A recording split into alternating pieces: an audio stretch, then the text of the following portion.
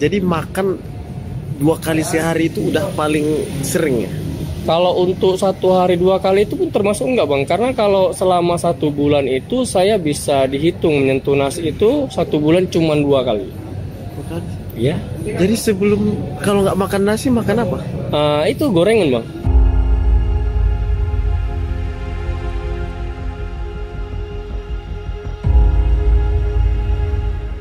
Awal merantau itu kapan bang?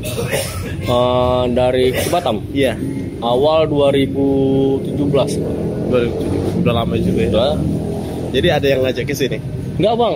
Jadi itu memang termotivasi sendiri bang, ingin ke Batam. Ini dari Medan langsung ke Batam atau sebelum ke Batam udah merantau ke sana sini juga? Dari Medan ke Batam. Langsung ke Batam. Langsung ya? ke Batam. Jadi gimana pengalamannya awal-awal di Batam? Kalau untuk pengalamannya ya namanya kita masih pertama kali bang ya kita menginjakkan Batam ini ya serasa sulit. Sesulit yang nggak terbayangkan.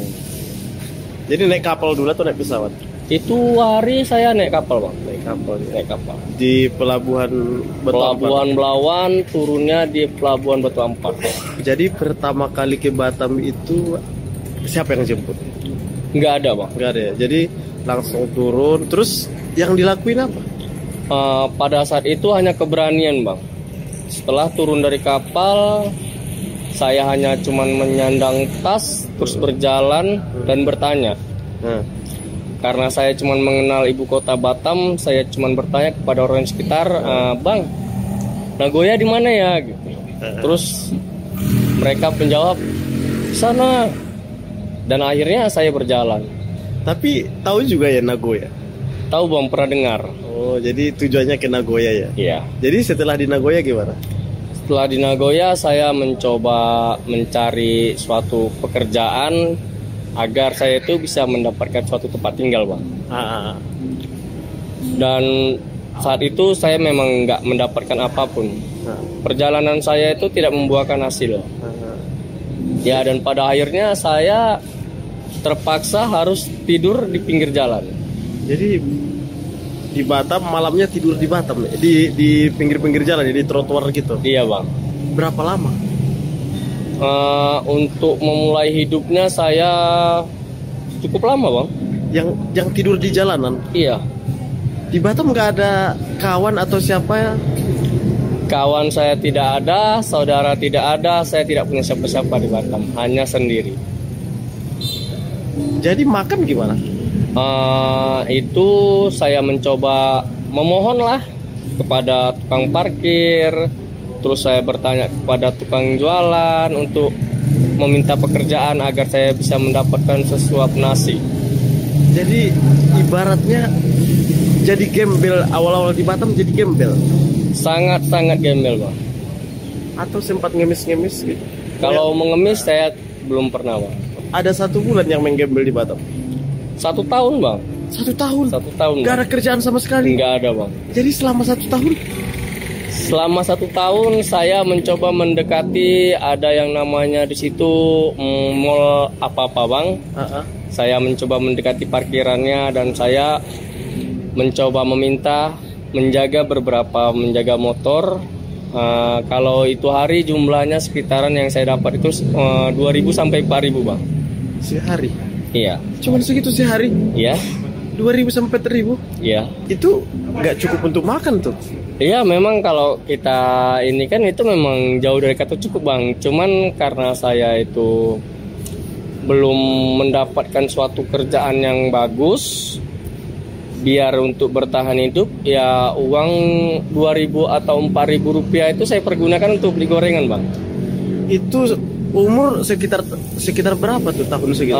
Kalau tidak salah itu sekitar 25 tahun usia saya bang. Jadi selama 1 tahun itu nggak pernah ngekos? Nggak pernah bang.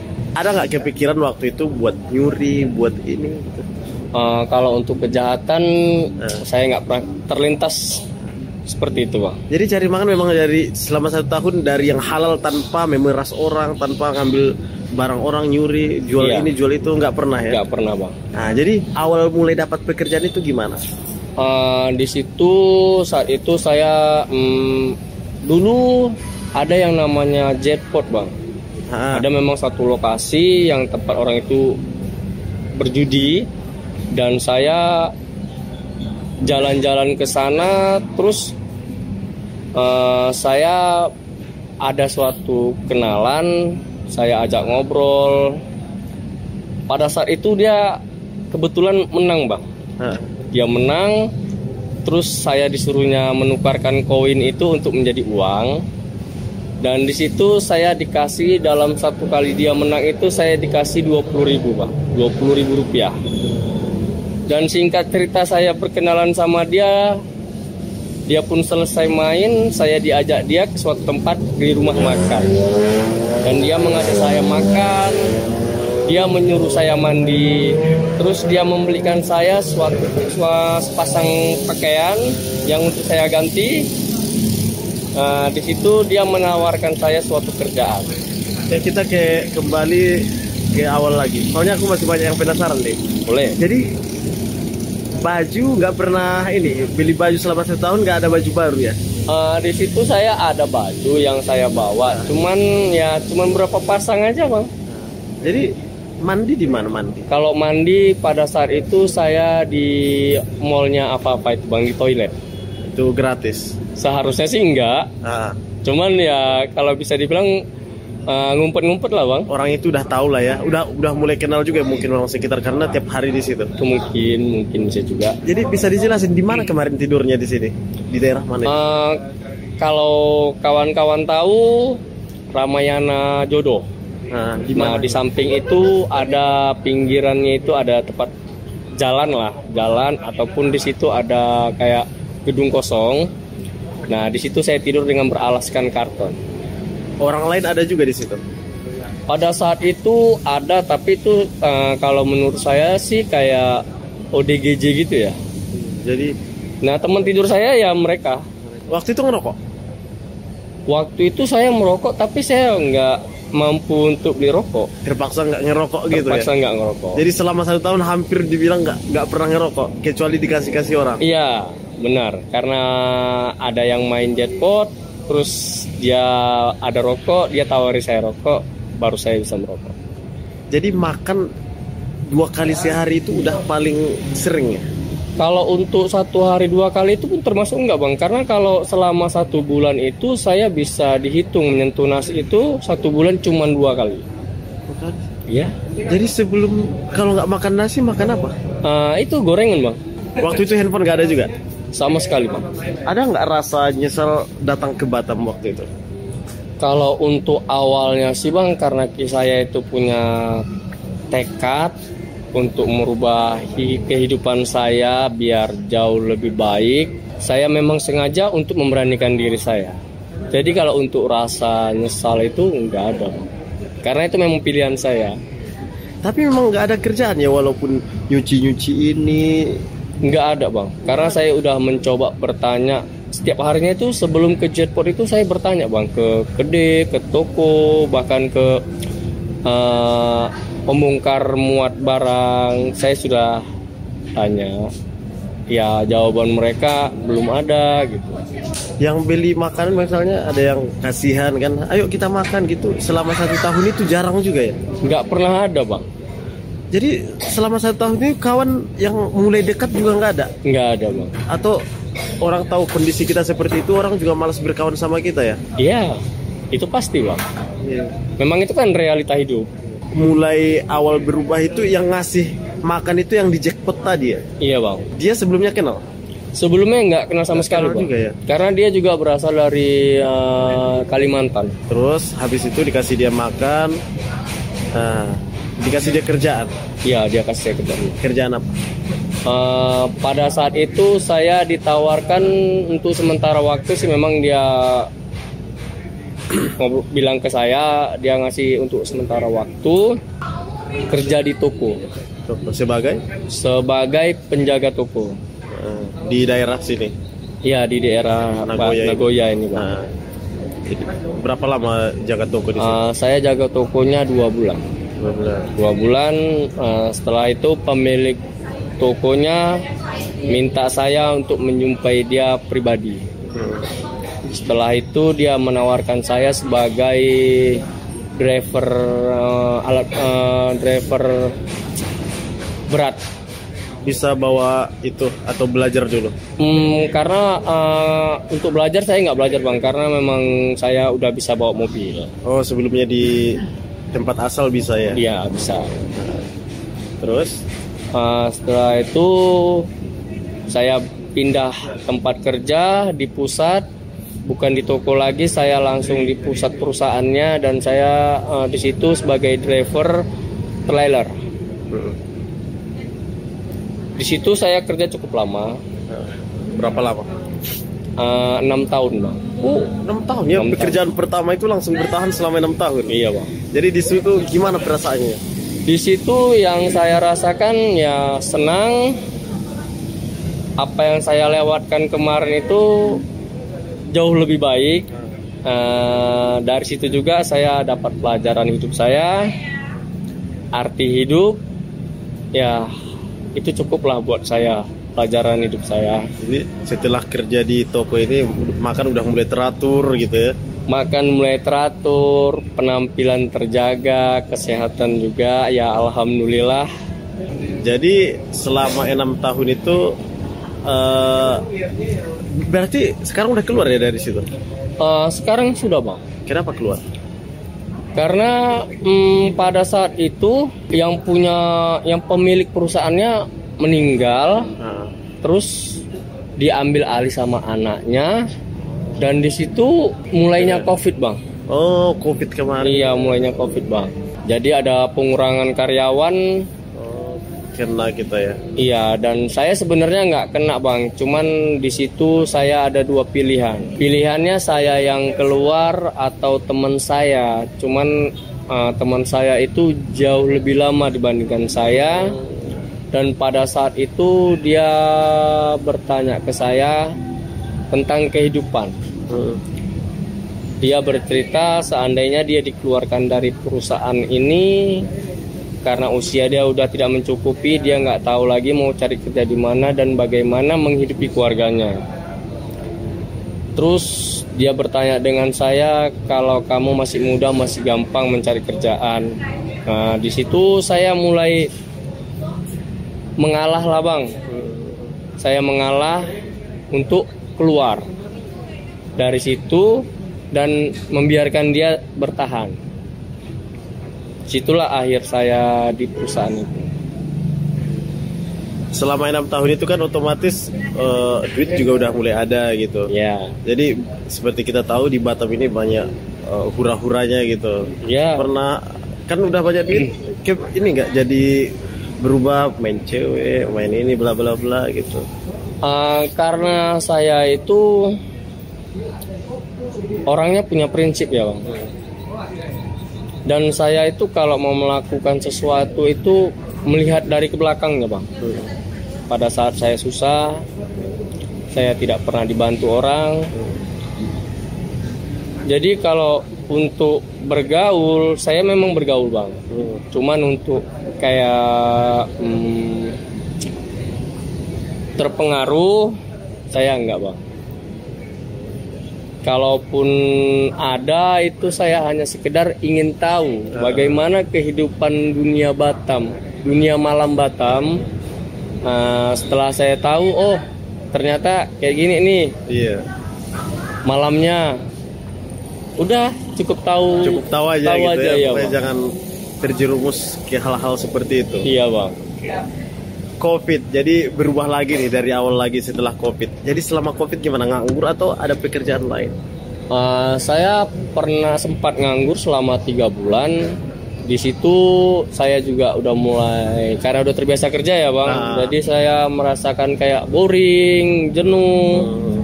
Pada saat itu ada tawaran buat saya bang. Tawaran ke Malaysia gitu. Oh, di waktu COVID itu ya? Iya bang. Oke. Nah karena saya tuh nggak ada kerjaan dan saya tuh kepingin mencari sensasi yang baru bang. Iya. Pas dapat tawaran itu saya mau dong. Karena kan saya kan selama di mulai dari Medan, saya merantau kemana-mana itu kan saya masih di dalam negeri bang ya. Jadi saya itu kayak dapat tawaran ke luar negeri itu kayak, ih, kayaknya seru nih gitu. Luar negeri. Gitu. Iya, jadi saya terima bang. Iya. Saya terima, terus saya dibuatkan paspor. Kira-kira 1 minggu bang. Setelah 1 minggu itu terus saya berangkat ke Malaysia. Ya menyenangkan juga sih, ada menyenangkannya, ada enggaknya juga sih bang. Gimana rasanya bekerja di luar negeri itu dibanding di Indonesia? Kalau pekerjaannya sih sama aja bang, cuman perbedaannya cara kehidupannya bang. Cara kehidupan di luar negeri itu ya karena mungkin negara kita sendiri ya, kita tuh bebas nih mau ke sana kemari kayak gak ada masalah kan. Kalau di luar negeri itu bang, banyak peraturan yang nggak bisa kita langgar. Iya. Apalagi kita nggak mempunyai dokumen yang lengkap bang ya. Jadi kesana kosongan gitu ya. Kebetulan kemarin saya itu awalnya kosongan. Awalnya kosongan. Alhamdulillahnya saya dari kosongan menjadi berdokumen bang. Iya. Jadi selama kosongan itu gimana? Takut lah ditangkap kan? Atau pernah ditangkap? Kalau untuk ditangkap saya belum pernah bang. Cuman kalau rasa takut itu besar bang ya kan. Nah, untuk kawan-kawan yang belum pernah atau pingin mencoba ke luar negeri nih, yang nggak mempunyai dokumen, mending nggak usah lah. Karena di sana nggak sebebas seperti di negara kita sendiri bang. Sempat saya di sana pernah ngalami tidur di pinggir jalan lagi bang. Kenapa? Karena itu hari saya belum punya permit. Jadi di situ ada yang namanya ras. Kalau bahasanya di sana ras bang. Kalau bahasanya kita itu razia gitu kan, razia dokumen. Kebetulan itu saya belum punya dokumen yang sah. Di paspor saya itu memang paspor resmi bang. Cuman di situ ada yang namanya calling visa. Calling visa. Pada saat itu calling visa saya udah mati 1 minggu bang. Jadi saya belum sempat balik. Jadi saya cuma bisa bertahan dan akhirnya saya tidur di pinggir jalan bang untuk menghindari yang namanya immigration. Iya bang. Setelah itu saya dapat kerjaan yang bagus, saya dibuatkan dokumen. Ya alhamdulillahnya gak ada masalah sih bang. Jadi berapa lama kosongan? Maksudnya tanpa dokumen resmi tadi? Saya tidak berdokumen resmi itu sekitaran 2 bulan bang. Tapi di Malaysia itu bukannya wajah kita sama wajah orang itu sama-sama ras Melayu gitu? Maksudnya wajah mirip-mirip lah. Kalau untuk wajah sih bang ada sedikit perbedaannya. Dari wajah kita itu ada perbedaan dari penampilan bang. Dari penampilan kita itu jauh berbeda bang. Orang itu tahu kita dari bukan orang situ ya. Iya. Kita nggak perlu berbicara nih kepada mereka bang. Kita cukup dia melihat penampilan kita itu mereka tahu. Oh ini bukan orang sini. Gitu. Iya. Awalnya di mana di Malaysia? Awalnya saya itu di Malaysia di Johor bang. Di Johor ya. Iya. Berarti dari Batam langsung ke Johor gitu. Langsung ke Johor. Oke. Kelang 2 bulan baru saya dipindahkan kerja di perusahaan itu, terus saya dibuatkan dokumen. Itu posisinya di Melaka bang. Di Melaka ya. Kalau kurang lebih kalau kita mau ke KL ibu kotanya Malaysia itu sekitaran 2 jaman lah. Kalau gaji gimana dibanding di Indonesia? Kalau gaji sih ya bang, kalau gaji itu menurut saya sama. Samanya kalau di mata uang kan Malaysia itu basicnya mereka bang. Basicnya mereka 1.500 ringgit. Kalau dirupiahkan itu 4 juta lebih bang. Berarti nggak beda-beda jauh sama? Nggak beda jauh, cuman ya, di situ ada yang namanya overtime bang. Nah, kalau kita overtime kita bisa mendapatkan lebih bang. Itu 1.500 itu cuman basic. Di Malaysia kerja apa? Pada saat itu saya kerja tangki air bang, membuat tangki air. Mana lebih enak di kerja toko yang 6 tahun di Batam? Jauh beda enaknya di Batam dong bang. Batam, Ya. Dari segi ini maksudnya? Dari segi pendapatan, kehidupan itu memang jauh di Indonesia bang, di Batam. Iya. Iya. Berarti ke Malaysia itu karena nggak ada pilihan atau Karena pingin mencoba suasana yang baru aja, bang ya. suasana baru, gimana rasanya kerja di Iya. luar negeri? Ternyata Setelah tahu ya saya, oh ternyata gini nih ini hidupnya. ya kerja di luar negeri gitu ya. Nah, dan menjadi pelajaran juga sih buat saya. Nah, tadi kan kita khawatir karena nggak ada Dokumen. gitu. Sekarang udah ada dokumen, berarti rasanya udah seperti orang situ lah ya, bisa ke sana Enggak sini. juga bang. Enggak juga ya? Enggak juga bang. Bukan berarti kita tuh mempunyai dokumen, Nah. kita bisa bebas nih ke sana kemari. Enggak juga bang. Hah. Di situ ada yang namanya izin wilayah bang. Hah. Nah kalau pada saat itu permit saya itu dibuat di Johor bang. Hah. Dan posisi kerja saya itu di Melaka. Hah. Jadi saya ini kan berpindah nih dari tempat ini ke tempat yang ini. Hah. Di situ ada yang namanya surat untuk bahwasannya kita pindah wilayah. Oh, jadi nggak sembarangan juga walaupun ada permit. Iya, enggak juga bang. Makanya saya juga kadang heran kan. Bukannya kalau dapat permit nih, gini nih bebas nih mau jalan-jalan kemana-kemana. Enggak ternyata bang.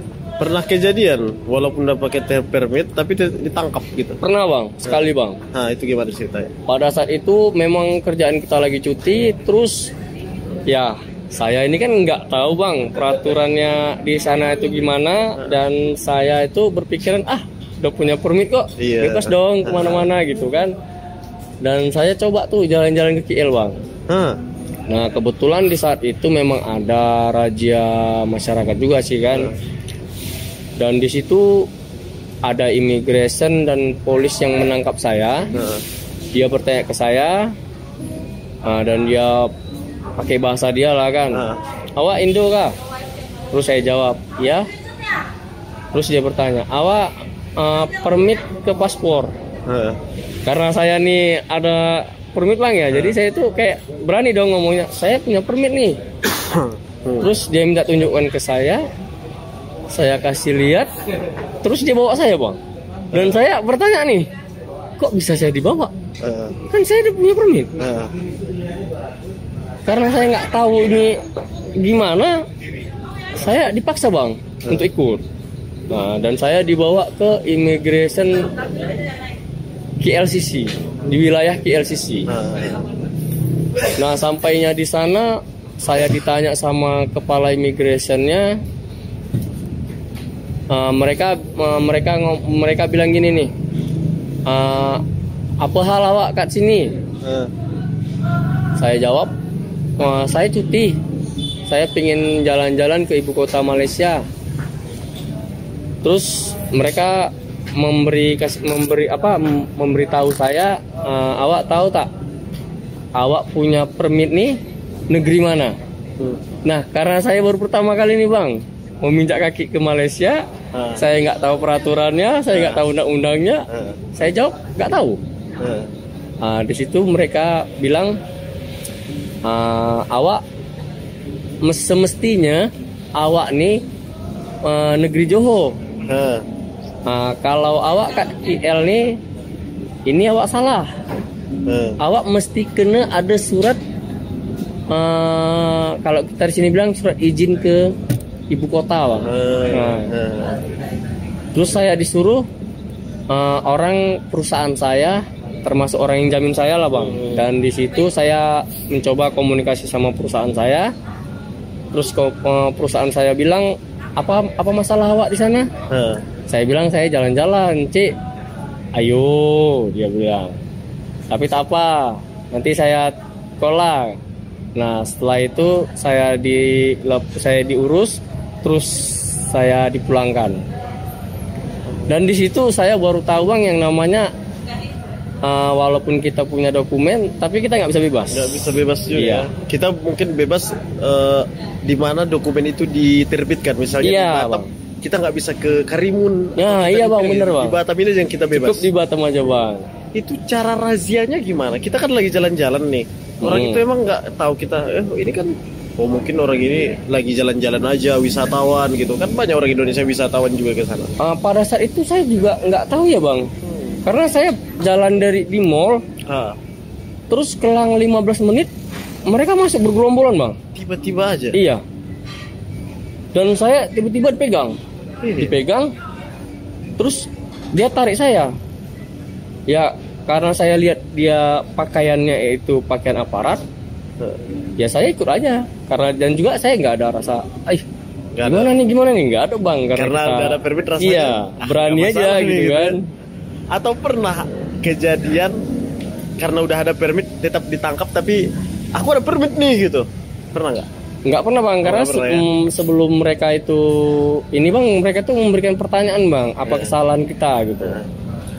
Dan setelah mereka memberikan pertanyaan, baru saya menyadari kalau di situ ada yang namanya salah dan nggak salah. Ada yang tempat kita punya wewenang untuk berjalan-jalan, ada juga tempat di mana kita nggak punya wewenang. Masih kerja di sana sekarang?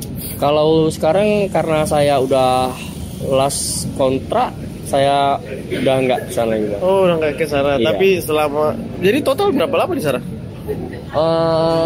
Saya di sana selama nggak punya dokumen 2 bulan, selama saya punya dokumen tuh 1 tahun. Berarti selama 1 tahun 4 bulan lah bang. Saya di Malaysia. Udah cukup banyak pengalaman juga lah di Banyak, sana. Bang. Oke. Berarti nggak di blacklist ya? Enggak bang, enggak bang. Oh, dokumen Malah siap. di situ ada pertanyaan buat saya lagi bang. Waktu saya kembali, saya dikasih pertanyaan, kenapa awak balik? Ya. Awak sudah berapa lama ke sini? Terus saya jawab, saya rehat dulu lah. Nah. Oke lah, lepas tuh balik lagi, tapa tak ada hat ya, cakap begitu bang. Jadi masih ada rencana ke sana atau kalau ada pekerjaan di Batam atau di mana daerah Indonesia masih milih di sini aja? Kalau saya memilih sih bang ya, Nah, memilihnya di Batam sih bang. kalau ada pekerjaan itu ya. Cuman seperti yang kita tahu lah bang, kan pendapatan di Batam ini bisa dibilang kecil bang. Nah, Kalau di sana seperti kerjaan saya kemarin, kalau 1 bulan itu bisa kita 2 kali lipat Batam lah bang. 2 kali lipat Batam. 2 kali lipat. Tapi berat gak kerjaannya? Beratnya itu karena kita hanya bisa mematuhi perintah mereka bang. Oh, di